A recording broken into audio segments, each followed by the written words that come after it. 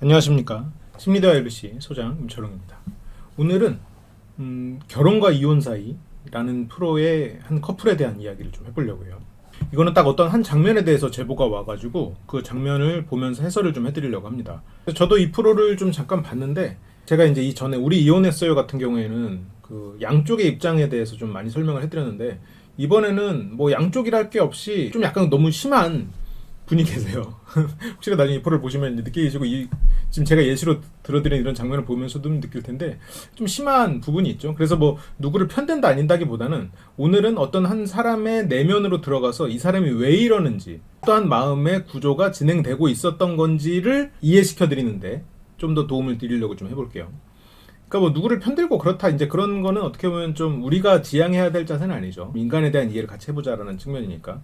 이 장면은 이제 어떤 장면이냐면, 두 분이 각각 심리 상담을 받고 오신 거예요. 부부 상담을 하고 와서 이제 대화를 좀 해보려고 하는, 이제 시도하는 이제 그런 상황이죠. 원래는 이 남자분이 굉장히 막 그 아내분을 엄청나게 비하를 하고 약간 입에 담아서는 안 되는 그런 말들로 언어 폭력이 굉장히 심한 그런 분이었죠. 아내는 항상 그런 거에 이제 주눅들고 상처받는 그런 사람이었는데, 여기에 대화에서도 이제 어떻게 흘러가는지 한번 보자고요.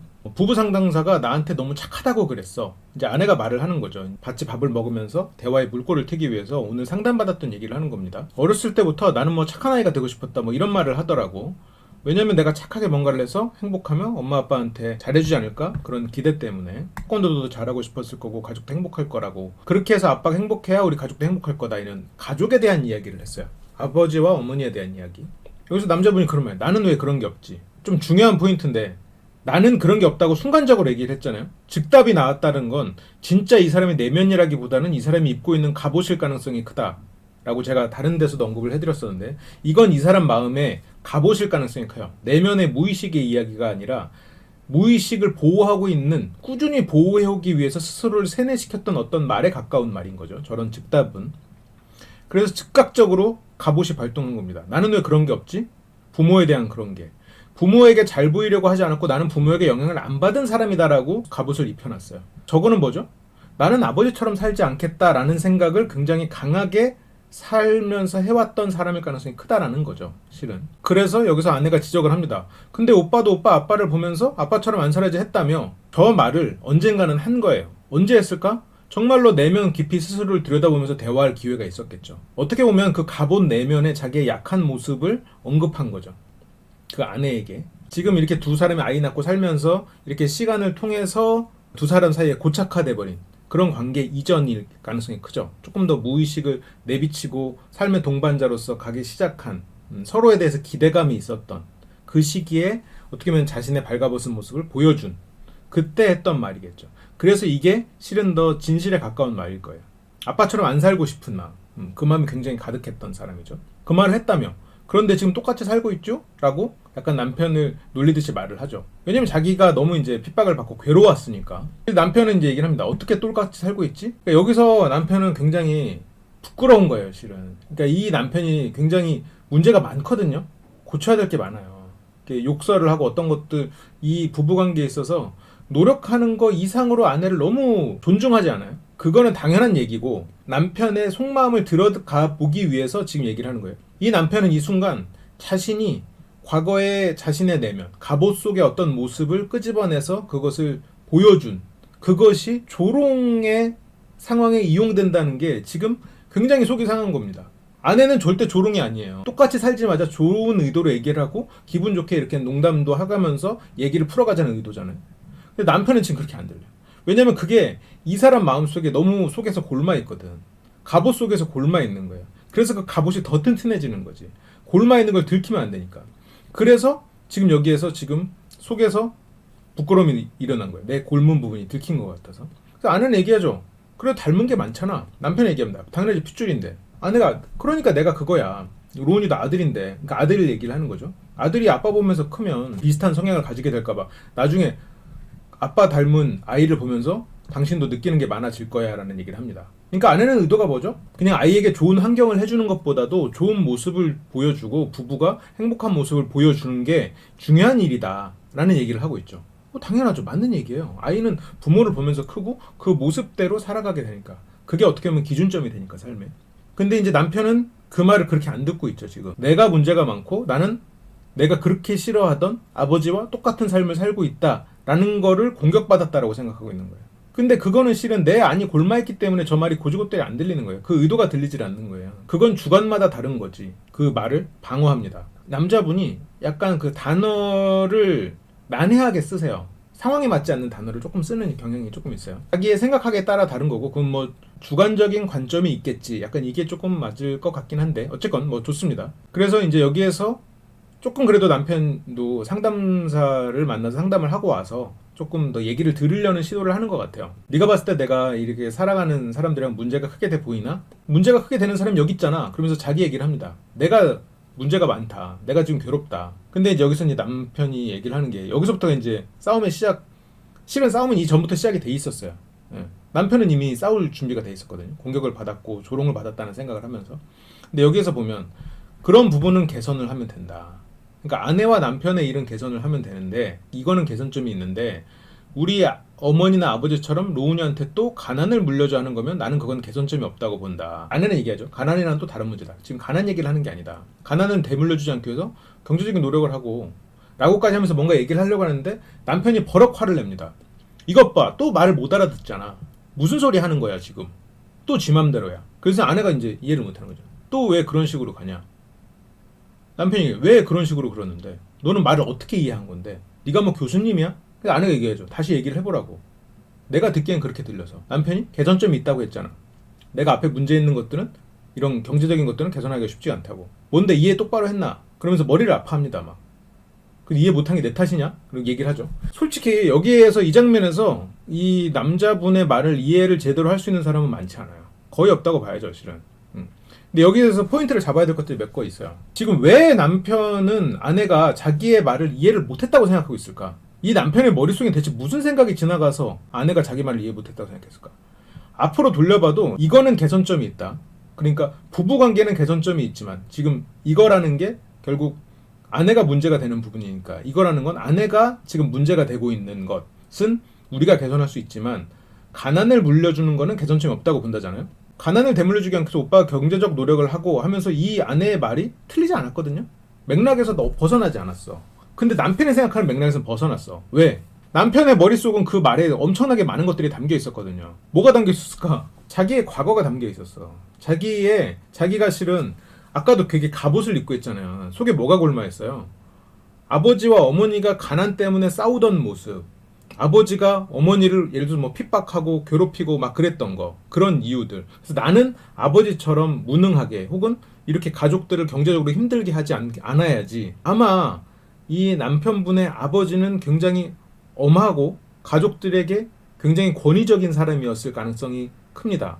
그 과정에서 이 분은 어떤 면에서는 아버지가 뭐 무서운 부분도 있었고, 아니면 반항하고 싶은 부분도 있었겠죠. 그리고 어머니가 불쌍하면서도 어머니가 너무너무 못나 보이는, 그러니까 그런 양가적인 감정이죠. 어머니를 사랑하는 거죠. 어머니를 사랑하는데 어머니가 아버지한테 뭐 하나 대들지도 못하고 뭐 하나 못 바꾸는 그 엄마가 너무 미운 거예요. 그래서 이제 그런 가족의 불행이, 모든 불행이 아버지가 악당이어서 시작됐다? 어머니가 그렇게 못나서 시작됐다? 그렇게 생각 못하죠. 아이들은 그렇게 생각 못해. 이 남편분 마음속엔 아이가 있죠. 왜냐면 아이 때부터 부모를 자라온 마음이 계속해서 커져갔을 테니까. 어느 순간 그게 탁 다른 걸로 바뀌지 않았을 테니까. 그건 분명히 남아있을 거예요. 깊은 곳에. 이 모든 건 우리 집에 돈이 없는 게 문제야. 돈만 있었으면. 부모를 탓하기도 하지만 모든 원인은 돈이라고 생각하는 거예요. 자기가 아버지랑 똑같은 행동을 하고 있어도 나는 최소한 돈을 이만큼 버니까 나는 아버지랑 완전히 다른 인간이야 라고 스스로를 생각하고 있는데, 한편으로는 혹시 내가 아버지랑 똑같은 행동을 하는 건 아닌가 라는 불안이 있거든요. 그걸 건드린 거예요. 근데 그거는 실은 본인이 마주해야지. 마주해서 바꿔야지. 이게 굉장히 어떻게 보면 포악하고 너무 뭐랄까 갑질을 하는 것처럼 보이지만, 이 사람은 굉장히 불안해하고 그냥 아이의 마음에 머물러 있기 때문에 이런 문제가 생겨나는 거예요. 그 부분에서 성숙해지지 못했어. 자신을 제대로 마주하지 못한 거죠. 한편으로는 굉장히 갑질을 하고 나만 어른인 것처럼 얘기하지만 본인만 아이인 거죠. 그게 어떻게 보면 굉장히 안타까운 부분이지. 안타까운 지점이지. 근데 이런 얘기를 구구절절 할 수가 있느냐, 이 사람이. 못해요. 갑옷 안에 골마 있으니까. 그 갑옷을 벗고 진짜로 이 상대를 존중하면서 만나야 되는데, 이 사람은 과거에 어렸을 때도 그렇고 사회에 나갔을 때도 그렇고 굉장히 수직적인 관계에 익숙한 사람이란 말이에요. 그래서 아내와 나 관계에서 누군가는 위에 서야 돼. 근데 자기가 위에 서야 된다고 생각해요. 왜냐면 뭐 경제적으로도 자기가 하고 자기가 더 똑똑하고 사회에 대해서도 훨씬 더 강단 있는 사람이고 여러 가지로 내가 위의 사람이라는 생각을 하고 있는 거예요. 그래서 어느 순간부터 자기의 약점을 드러내서는 안 된다고 생각해. 그래서 스스로가 스스로를 속이는 거예요. 겉으로 드러내면 안 된다고. 그런 과정에서 이런 공격을 받으니 이게 이 사람 마음속에 어떤 생각이 들게? 공격이 아니었지 실은. 아니면 공격한 건 아니었어요. 근데 이 마음속에 어떻게 생각이 드냐고. 자기 마음속에 골문 대를 건드린 거야. 갑옷을 뚫고 들어와서. 그러니까 너무 아픈 거지 실은. 그래서 지금 내 말을 못 알아듣는다. 내 생각이 100가지가 흘러갔어. 가족, 아버지와 이런 거, 그래서 가난 때문에 힘들었던 거, 최소한 나는 아버지와 다르게 이렇게 해서 우리 가족을 행복하게 만들 기반을 만들고 그거를 통해서 나머지는 서서히 바꿔나가면 된다는 뭐 이런 생각을 했겠죠. 그런데 그런 말을 입 밖으로 안 했거든요 지금. 그리고 입 밖으로 하는 걸 본인이 부끄러워해. 본인의 속에 골마 있는 걸 드러낸다고 생각하니까, 본인이 을이 된다고 생각하니까, 그러면서 상대가 그걸 이해해 주길 바라고 있거든요. 그래서 지금 여기에서 내 말을 못 알아듣는다고 생각하는 거예요. 그래서 내 말을 못 알아듣는 게 아니라 내 마음을 몰라주지 않았거든요. 실은 정확한 워딩은 말을 못 알아듣지 않았어요. 말을 안 했어. 그 부분을. 이것 봐, 내 마음을 몰라주잖아. 근데 내 마음을 몰라주잖아 하고 말 못하죠. 그건 너무 약해 보이잖아. 그렇게 표현할 수가 없는 사람이거든요. 근데 실은 이 맥락으로 따져보면 이것 봐, 또 내 마음을 몰라주잖아요. 그러니까 굉장히 어떻게 보면 칭얼댐에 가까운 말이죠. 이 사람의 지금 생각 자체는 칭얼대고 있는데, 이 사람은 내가 갑인 상태를 유지를 해야 되니 네가 내 말을 못 알아듣는 네가 부족한 애야라고 표현을 하고 있는 거예요. 근데 마음을 몰라주는 거는 뭐 사람 마음을 어떻게 다 알겠어요. 항상 그걸 생각하고 있는 것도 아니고, 그리고 상대를 을로서 규정을 해가지고 그렇게 관계를 계속 맺어가고 있는데 그건 쉽지 않죠. 여기에서 이제 또 하나 찾아야 되는 워딩이 있습니다.